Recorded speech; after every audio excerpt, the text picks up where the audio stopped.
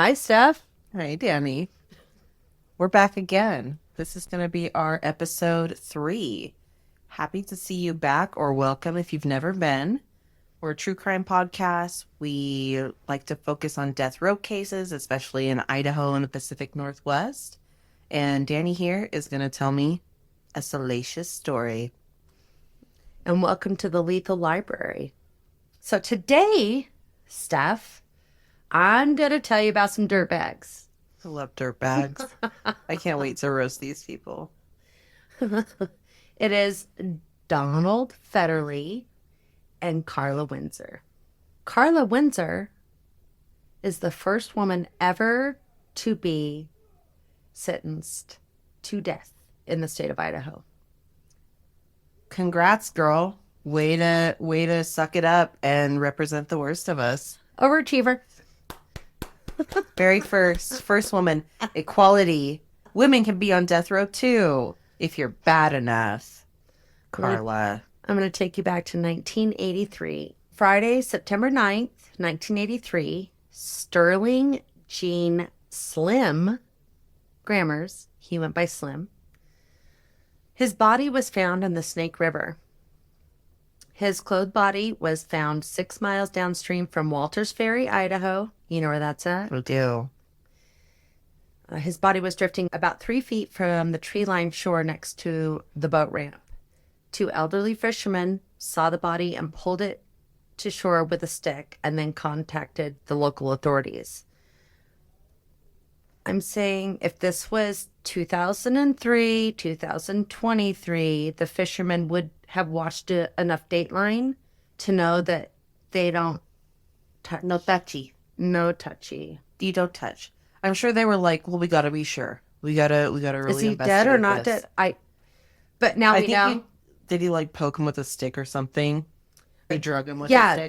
they I bet pulled, they were poking like, hey, they buddy. didn't poke, but they grabbed a stick and pulled it to shore. You They okay, grabbed. buddy? Yeah. He wasn't okay. Ugh. I just And- wanted to catch some fish and I caught a dead body. I feel. It's no good. I really hope I never encounter a scene like that because Have you ever found a dead body? Have you ever saw a dead body like outside of in the wild, a funeral home? yes. Oh, I know the story. We're going to have to tell that sometime. I have to. We're going to have to do a story time. A story time of dead bodies. Like, it's the worst thing to stumble upon. I feel so bad for these guys, but they did call the local authorities. Sterling's body was bound at the wrists and the ankles with duct tape, and his hands were behind his back. The duct tape was also wrapped around his head and covered his nose and mouth. Oh, Authorities said that the 45-year-old Sterling, by the way, love that first name, me too. Sterling, was last seen on Tuesday at 4 p.m. when he left work at Kit Manufacturing. Kit? Kit? So many people we know have worked at Kit. Sterling had been reported missing by his estranged wife, Rosalie Grammer, on September 9th, Oh. after he failed to stop by for his daily visit with his 4-year-old son. He was very attached to his son and would visit him every day. She knew. Yeah. They had been estranged, but they were working it out. Parenting in the 80s, I'm proud. They were looking at moving back in together. That's the story that she has Wow. said.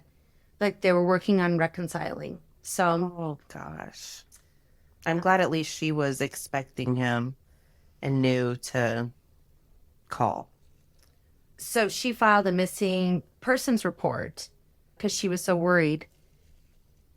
Included in the report, Sterling's supervisor from work had called Rosalie saying he hadn't seen him since Tuesday afternoon.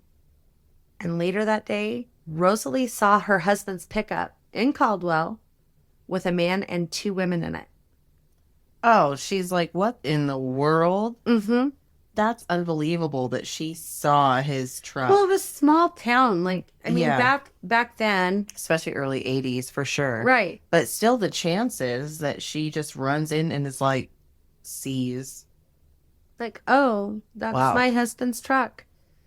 After they found Sterling, the sheriff's department released a very detailed description of Sterling's body. And in doing my research, I have never seen such a description. So I'm going to read the full description because I felt that it was a lot and it's different than normally what you would hear. But also the sheriff's department was releasing it because they thought it would provide leads. So they wanted to be very detailed. Sterling was described as a Caucasian with a close, trimmed brown hair and a receding hairline. He is 6 foot tall and 160 pounds, blue eyes, and a neatly trimmed Lincoln-type beard, but no mustache. Sterling was wearing a short-sleeved khaki shirt, blue jeans, and a 2-inch wide leather belt with a floral design and a buckle with the inscription Caterpillar. He was also wearing a neck chain with a silver eagle in flight and a silver digital wristwatch. It was very... That's incredibly detailed. Yeah. And we know now that they try to only give very basic stuff so that people can't try to own up to something they didn't do. Or if someone does know certain specific things that haven't been released, that's a red flag of like, well, why did you know that? And so I just included that whole, because it's a very detailed description. I can see it for a missing person, but if the person is deceased. They were looking for clues. On Saturday, September 10th, the day after his body was found, 2 people were arrested at a roadblock on Midland and Lake Lowell and Nampa after a high-speed chase. Are you envisioning it? I am. I can see it. 8 patrol cars chased a couple at speeds up to 70 miles per hour. Karla Windsor, age 27, and Donald Fetterly, age 26, were arrested while driving Sterling's pickup truck and booked on first-degree murder charges. According to the sheriff, the couple had met Sterling about 2 weeks before and had been to his home and seen his possessions. Oh, no. Yeah. Sterling had let the couple stay on that previous Monday, September 5th, after they showed up at his house stating they had no money and no place to go. He even invited him. He was making dinner. He's like, come in, eat, stay here for the night. Being a generous person. He was being such a nice guy. And the next day, they all left the house together. So when Sterling left for work, everybody left. But Fetterly and Windsor had been told they had several warrants out for their arrest and were making a plan to leave the state. They're on the lam. They want to be on the lam. After the arrest, it was discovered Windsor and Fetterly were just released from jail. For what? They were in on charges of fraudulent use of a credit card. Especially after last week, hearing how this fraud and financial crimes escalates for some people. It's so crazy and concerning. It puts them in these positions, or they put themselves in these positions, honestly. And then they're willing to do unspeakable things. It escalates Incredibly. like I'm writing a bad check or I'm using a stolen credit card to murder. How do we get there? The jump seems like it should be so far away, but hearing these stories and knowing that it happens and people feel so inclined to take it that far over a financial crime, which typically... In the 80s, definitely a slap on the wrist. Yeah, like, oh, everyone does a little check fraud. Well, they were let out on bond. Well, and everyone was using checks, and sometimes checks bounce, and that's technically And it would fraud. take a long time to figure it out, too. So if you're not doing it on purpose, or if you'd be like, hey, this is a one, like, they were not, like, hammering down on a little bounce check here and there, or, like, a little check kiting. They didn't even really know how to track that stuff then. No. Like, No. so to see the escalation is so insane to me. Like, oh, we're stealing money and now we're going to murder. Now I'm going to kill people about it. Yeah, I think that's a plan. Calm down. The pair were out on bond, and Oh my God. when all this happened, and was scheduled to be back in court on October 4th. And I want you to remember that date. October 4th? Got it. An autopsy had showed that Sterling had died from 5 stab wounds. And a buck knife was recovered from the victim's 1970 Chevy when the two were arrested. Knife in the Chevy. Yeah. I'm just So going to keep this. obviously very astute criminals that would never leave a trail. They're so astute that they were driving a missing person's They were vehicle. gallivanting. They were around town. Frankly, they were. In daylight. In a small town, people talk. So So on October 4th, mm-hmm. both Windsor and Fetterly had their arraignment. When they were supposed to originally go to court. You're here anyway, motherfucker. That was their original court date for the credit card fraud. Imagine if you would have just been here for credit card fraud instead of murder. Wouldn't that have been nice?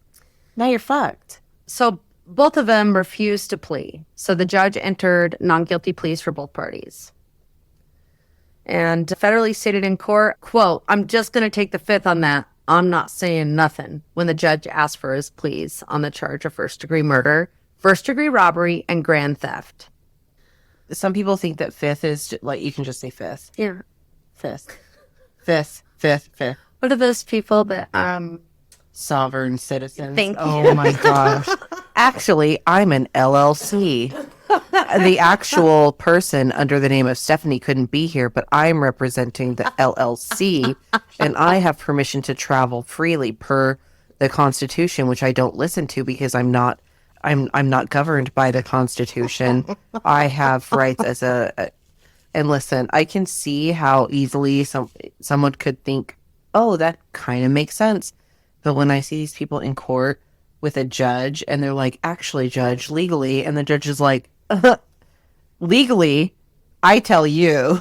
Like, no. Yeah, my favorite is people get pulled over. They give the cops a hassle. I'm not driving. Yeah. I'm traveling. And as a sovereign citizen, I am free to travel anywhere I want. Are you traveling via a vehicle? No, I'm just traveling. Oh my gosh, it's so delusional. We all have rules, ladies and gentlemen, whether you have to drive safe or get a ticket, or whether you murder somebody and you are going to prison. So no breaking the rules, okay? It would be hilarious to see like Fetterly go in and be like, "I'm a sovereign citizen" in court. I'm technically an LLC. Technically, no. Okay. Technically, you're a douchebag. Yeah, and you're in court on the exact date that you could have just went to court and got a slap on the wrist for a little credit card fraud. Can I just tell you, I want to tell you how they fucking jammed these court cases through in the 80s. I'm telling you. They're like, we're getting it done. Efficiency is key. So they were arrested on... I wonder if the cocaine had anything to do with it. So they were jamming in the 80s with these fucking trials. I want you to keep note of this. Okay. September 10th, these two were arrested. Yeah. The trial, December 12th. 8 fucking weeks. This is a death penalty first-degree murder case. They're like, 1 month, we got it. We don't sleep. 8 weeks. I'm living and breathing my client, Your Honor. I got this. We have 24 hours in a day. I'm using all of them. And then I'm using all of them tomorrow, too. 8 weeks to go to fucking cocaine. Let's go. Hell of a drug. They were researching to the 25th degree. Yeah. Cocaine efficiency, folks. That's the only explanation. So on December 12th, the trial for Fetterly begins. Now, I will say this. They were going to try to do the trial together with one attorney. And then the one attorney was like, Judge Lodge, I don't think that I could properly in 8 weeks. This couple's wild. I don't represent 2 clients in a death penalty case. And I feel like we should separate the trials and they should have a good call. So this lawyer was probably using marginally less cocaine. Probably. Okay. Instead of being like, this Superman, is all, I can everything do it all. I'm saying is alleged, just funny commentary. We don't know. But that's a quick turnaround for a death penalty case. And he was going to have 2, and he's finally like, yo, Judge, I cannot do service to my clients if I have to present, represent. In 2 days. Yeah, I can't do it. So when the trial for Fetterly begins, 2 witnesses testified that they saw Fetterly and Windsor in Sterling's pickup. One was Gallivanting. They were flaunting. Let's keep a low I bet profile. you they were the ones on fucking cocaine, meth, whatever. They were having a time. Regardless of what drugs were involved, they were like, this is a sweet truck. Do I want to ride in the bed of the truck with my top off? Hell Or yeah, with a dead I do. body in back? No, listen. This is why I'm saying this. Oh my God, I'm so excited. One was a Canyon County patrolman, and the other was Rosalie Sterling's wife. Rosalie stated when she saw the pickup on that Friday, she asked them to stop. And when they pulled over, Fetterly told her that Sterling had loaned him the truck for the weekend. Oh my God. She confronted him, and they're just like, Yeah, we're allowed to use this truck. We borrowed it. Sterling, You don't know him. me and Sterling were tight. He just loaned me the truck You for the don't even weekend. know him. You don't even know him, wife. Rosalie said she became suspicious because it would be unlike Sterling to lend out his vehicle. Take note of that. She has known him every step of the way. This And she's girl, like, there's 10 no toes way down. they're going to let these freaking crooks. And the patrolman, An actual a cop. policeman. No, for No, policemen just- to notice.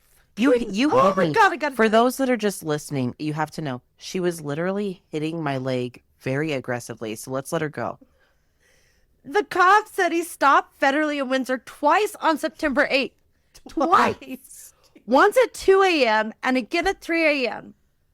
At what point, as a cop, if you've given a warning at 2 a.m. and you run into the person again, how do you not arrest them on principle of, I fucking told you.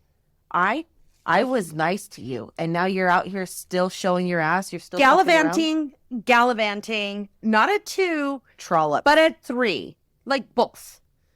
But the patrolman said he was satisfied with Fetterly's explanation that he was test driving the car and intended to buy it. When the cop asked about, he's like, the vehicle's registered to someone else. He's like, I'm just test driving at 2 and 3. I wanted to just see. Is it not normal to test drive at 3 in the morning, Because officer? the- Does the law say The something vehicle about 3 definitely a.m.? runs different at noon.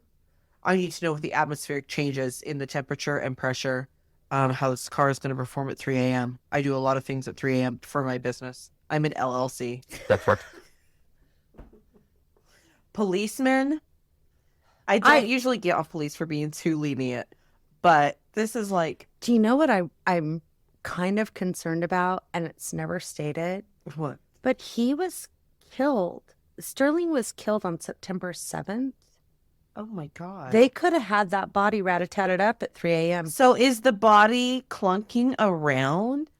Oh, that back there, that's just a rolled up rug Yeah, I got a new carpet for my place. with a bunch of rocks. It's actually used, so it smells a little weird, but we're going to shampoo it. Oh, the blood? No, they were field dressing a deer. Yeah. But You've I been know hunting, officer. I know it's not in season. We My definitely girl- weren't poaching. my girl here, mad cleaner. She can get anything out of anything. You ever seen some vinegar and baking soda combo? Boom. He must have been extremely personal. Because, I mean, I would quit my fucking job after that. the annoyance for me as a cop, even if it was still like a thing, I would be annoyed. I'd be like, okay, Can you go home now? like, I'm going to escort you home, and Let's you're go. going to get out of the vehicle and stop being a trollop out here at the late hours of the night. You literal. Like, how long? You're test driving the truck at 2 and at 3 a.m.? Like, what are you doing? Like, long haul testing? Like, Yeah, are we drag racing? What are we doing? they're probably selling drugs or dumping a dead body. I need to see if this is good for me selling drugs at 3 a.m. That's but when apparently not, because the cops keep pulling me over. God, this is not going to work for me. This is ridiculous. Please tell me more. So one witness, Zeke, I'm going to butcher this name because you know, I'm not Palacios. Thank you. Palacios, something similar to that. Hopefully we're close. Zeke. Zeke testified that he bought a hat from Fetterly, A hat. and helped him sell a color television. This is the day. A color television Fancy and one. a .22 caliber pistol to some of Zeke's friends. Later, Rosalie would testify that those items were Sterling's. An officer for the sheriff's department read the transcript of Fetterly's confession in court when he was arrested on September 10th. When asked if Windsor had stabbed Sterling, Fetterling stated she did not. When he asked, "Oh, you stuck him?" Fetterling said, "I did." 10-4, Rubber Ducky. It's a wrap. Now I feel like really bad for saying there was so much cocaine involved, because that's kind of he's doing the work for him. He's like, yeah, I certainly did stab the shit out No, of he's that like, dude. "Did she stab him?" He's like, "Nope." He goes, "Did you stab him?" "Yep." Sure did. Sure did, officer. Thank you. Also, in the transcript, he stated he was expecting Sterling home on the night of September 6th and waited overnight for him. They stayed in the house. So they got there and they were like, "Okay, we're going to do this plan," and you're going to hear more during her trial. And when he didn't show up, they broke in to her bathroom window. And they're just like chilling, waiting for They're like, we kind of live here, so it'll be cool. So Sterling, they were expecting Sterling home on the night of September 6th and waited for him overnight. Sterling arrived home early on Wednesday morning because he was out with a girlfriend Rosalie didn't probably know about. They weren't really together. No, but they were talking about it, but he did have a girlfriend. So he went over to his girlfriend's house on that night, and he arrived home early Wednesday morning, and he found Fetterly asleep in his bed. Let's have some boundaries. If you're going to break into a house that someone's letting you stay, Couch. stay in the place that you were already sleeping. You don't be like, this is fucking sweet. This is my house now. Look at this king-size bed, bitch. Come on.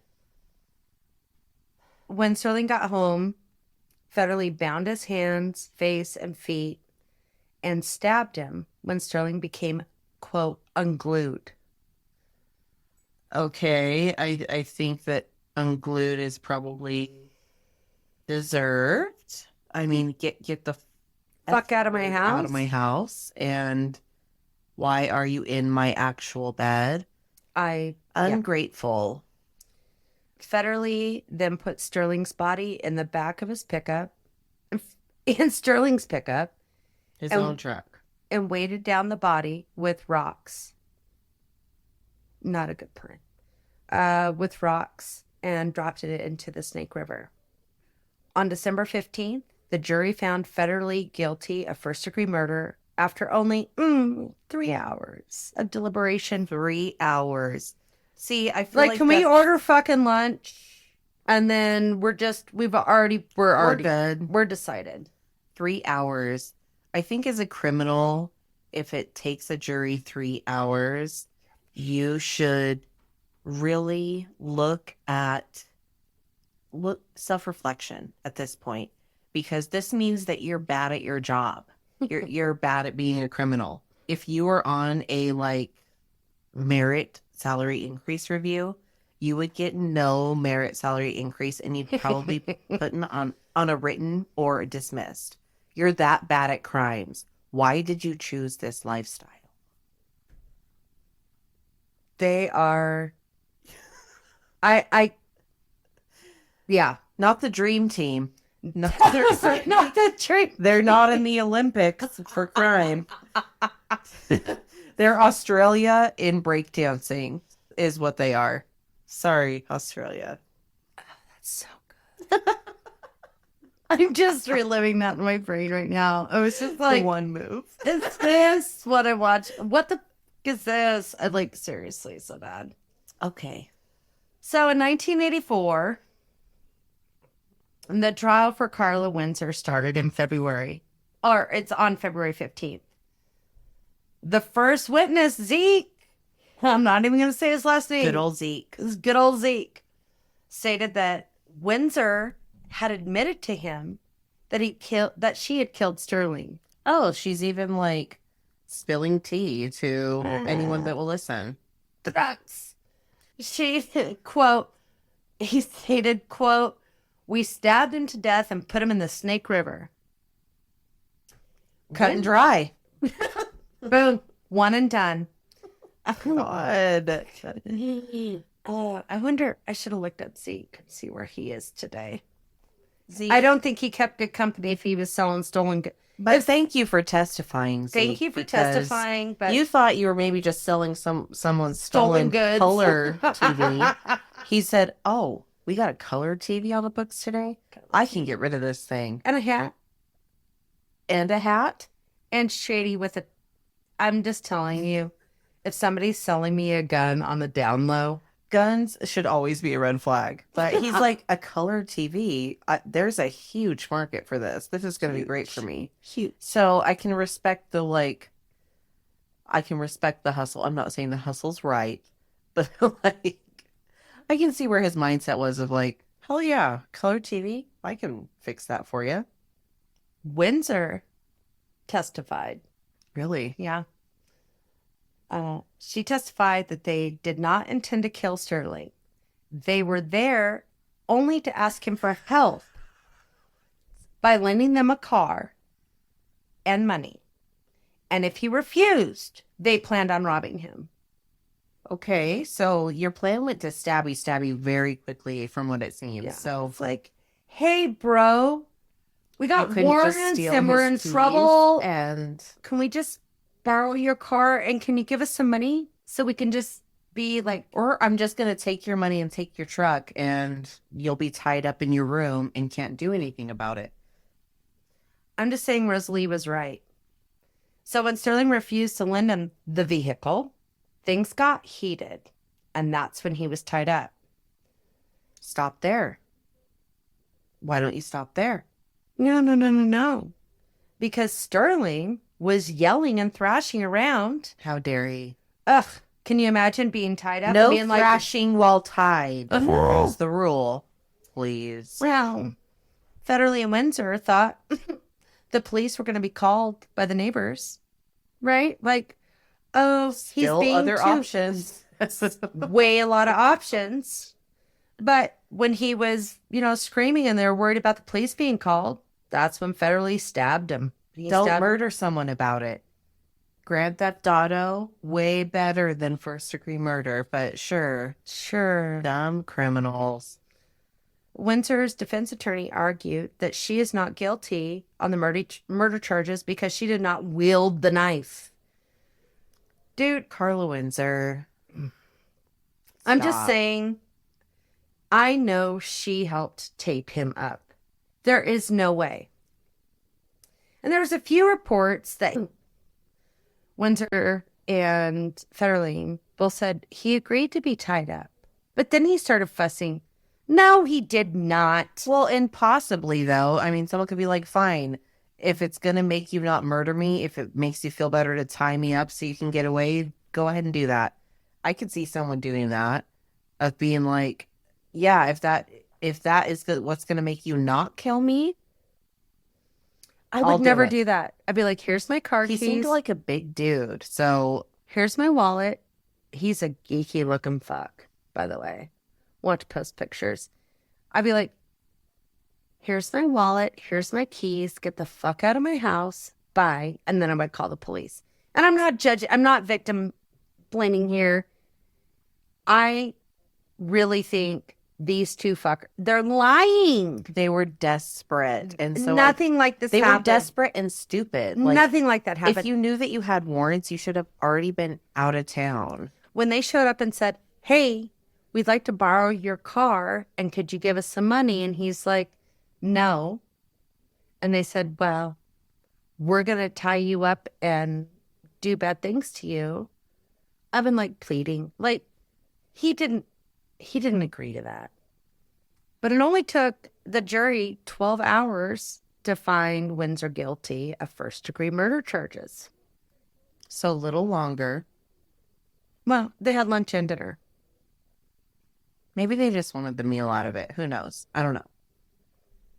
So this is kind of, I don't know if you've been paying attention to the timeline, but the sentencing and they're all very close with Windsor and Fetterly. So this is all going on February 15th. Her trial was only like, I think it was 4 days. That is quick. Quick. But on February 12th, Fetterly got sentenced. And he was sentenced to death by Judge Edward J. Lodge. The judge stated the crime was brutal and savage. You killed your friend, a trusting individual, for a sordid motive. Fetterly stated at the sentencing hearing that if it could be done over, it wouldn't have happened. I've got nothing to say. I'll just leave it up to your hands. So he's telling the judge, like, it is what it is, essentially. On appeal, the Idaho Supreme Court upheld the conviction. Because you know there's going to be appeals and appeals and appeals. On March 28th, 1984, Windsor is also given the death sentence. She is the first woman to ever be on death row in Idaho. Equality. But in December, the death penalty for Windsor was overturned. And she is resentenced to an indeterminate life in prison. Okay. So basically what happened with that was that her attorney's like, she did not wield the knife. She didn't actually murder. But I bet you that bitch put tape over his mouth. I'm just saying. I can understand that because, I mean, we're dealing with like plausible deniability or benefit of the doubt, right? So, I mean, who's to say how it went down? It could have went down one of 100 ways.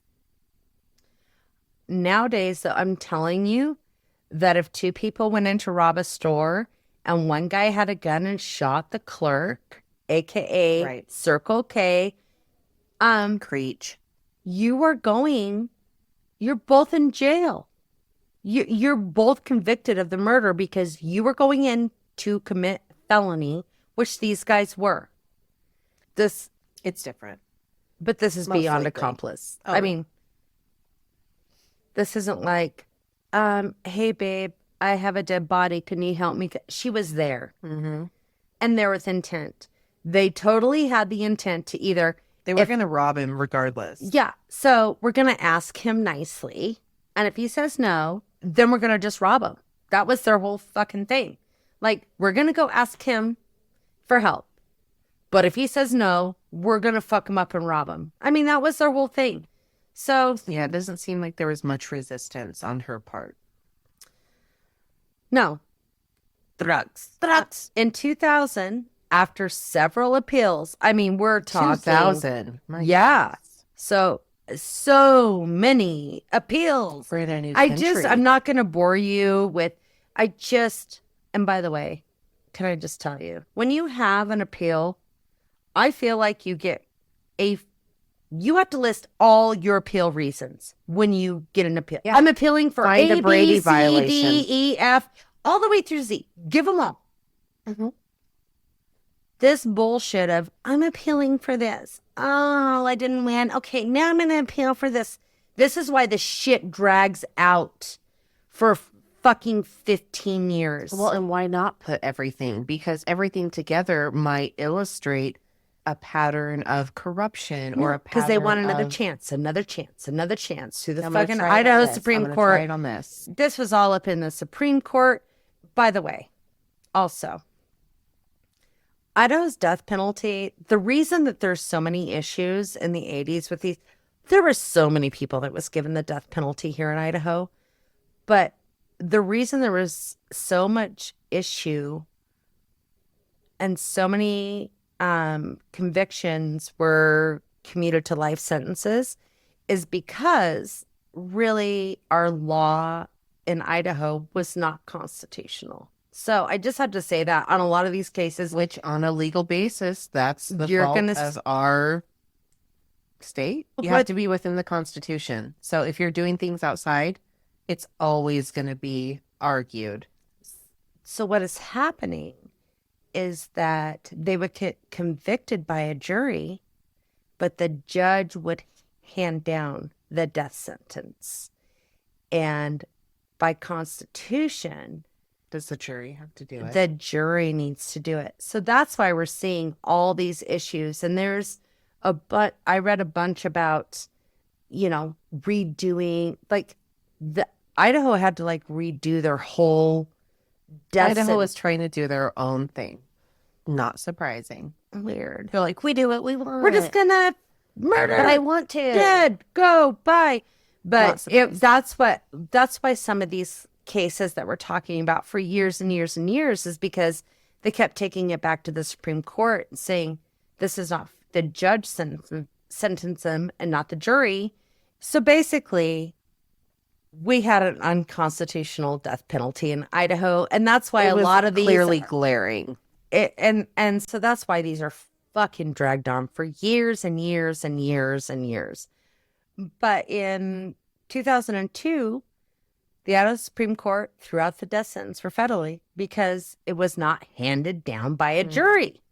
And he did go through like a resentencing trial. He was granted that, and they gave a bunch of mitigating factors, saying his mother was an alcoholic and a theft, and his dad was an alcoholic, and he might have fetal alcohol syndrome. But Stop murdering people about it. Like, you could have robbed him and got what you wanted and just we all left have the a dude fucking tied up. story. Why are we killing people? They Do a had Grand Theft Auto. This is not actual advice. But if this is your options, do a Grand Theft Auto, not a Grand Theft Auto plus a murder, like first-degree murder. Mhm. If you have the option to not do a first-degree murder, you should take it. Life hack. Don't do first-degree murder if you can avoid it. Let's not do. Follow me for more tips. Please. They don't know I know this hack. Don't murder someone you're robbing. How about we not murder or rob? You could also forego the robbing as well. And you should have skipped town weeks ago. Y'all have warrants. You should have been getting out of... They had a vehicle. They could have drove it to another state. If pitched being a it. criminal is your job, you suck. They really did. I'm going to drive around this little town Why are you so bad at this? where his ex-wife saw us and pulled us over and And was the like, cop. hey, what are you doing in my husband's truck? And they're like, oh, we're buying it. We're loaning it. And we're just using it. And she's like, She's like, that doesn't sound right. fucking idiots. But in 2002, the Idaho Supreme Court threw out the death sentence for Fetterly. And in 2003, he was resentenced to life in prison without parole. Whoopsie. And in 2004, Karla Windsor was released on December 1st 04, right for Christmas. at the age of 48. She is still on parole at her current age of 68. I looked her up on the IDOC, Idaho Department of Corrections. All right, Karla, out roaming around. Let's try not to murder anyone about it anymore. But she's 68 years old. I'm just saying. To be on parole for 20 years and not fuck up, she's probably doing all right. I certainly hope so, Karla, because these were some dumb-ass decisions and positions to be in. Listen, I know we've all had like a psycho boyfriend, but we got to draw the line at murdering. I mean, that seems like the bar As is soon as very your- low. As soon as your Jeez. boyfriend pulls out duct tape, you're like, I'm Like, out. we're in a bad place. Drugs. Drugs. Maybe. We don't know. Allegedly. Oh, for It's sure. the only thing that I can logically be like, For sure. I know We're in just my rolling with it. research I saw drugs.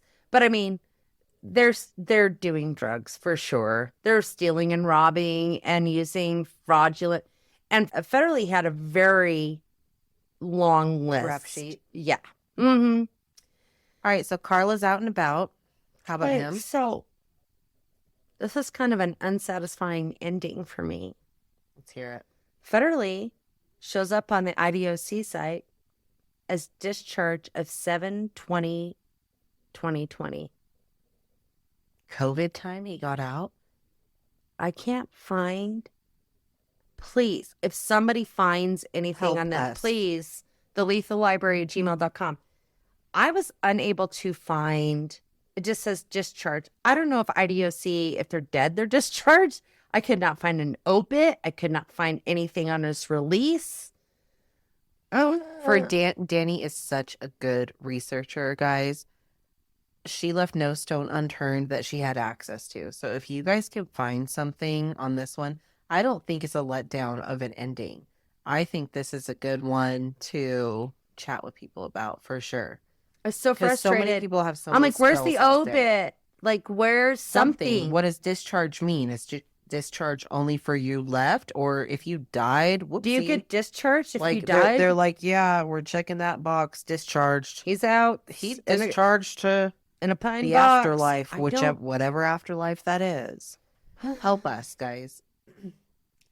So, Fetterly, where are you? Fetterly, if you're listening now, would you mind just emailing us? Could you shoot us an email? Ask Hey, Karla, Karla, hit us you up. might know. Would you email us at the Will you Legal tell us what a Library? douche? Honestly, I'm just gonna say it Karla, was the 80s. give us the deets. If you want to give us the real story of your side, we're happy to hear it. because The Legal Library at gmail.com, please. Fetterly, I have no doubt, was a douchebag. Fetterly was being a dipshit. Like, why kill someone when you can just rob them? He's taped up. Take the car. He could be there for days. I mean, thankfully his wife was very on it, so you would have had plenty of getaway time, though. Come on. There was no need for We're not that far from Oregon. What the fuck is wrong with you? You're on another level. You have escalated it too far. You can buy lottery tickets and weed in Oregon in 45 minutes. No excuses for not leaving the state.